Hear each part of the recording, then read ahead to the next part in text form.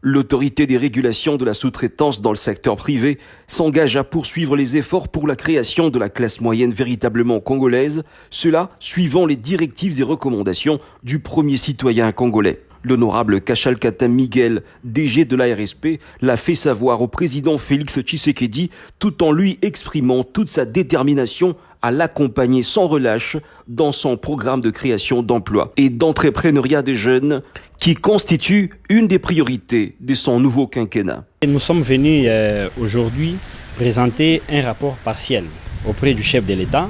La sous-traitance doit être à capitaux majoritairement congolais. J'ai dit à toutes les entreprises en République démocratique du Congo, ils doivent savoir qu'on doit se mettre d'accord sur ces points. L'accès au marché des entrepreneurs congolais préoccupe au plus haut niveau le président de la République. La chaîne des valeurs, des ressources naturelles doit être une participation majoritairement congolaise. La loi n'exclut pas les expatriés parce que la loi parle de 49% pour les expatriés et 51% pour les nationaux. Mais chose grave, on constate qu'il y a certaines sociétés qui veulent toujours continuer avec cette exploitation abusive des Congolais. Cette époque est déjà révolue. Cette époque est déjà passée. Plus rien ne sera comme avant. Nous allons remettre de l'ordre dans ces secteurs.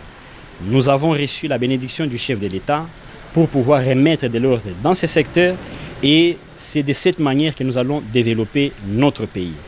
8 milliards de dollars qui s'évaporaient, cette histoire doit changer.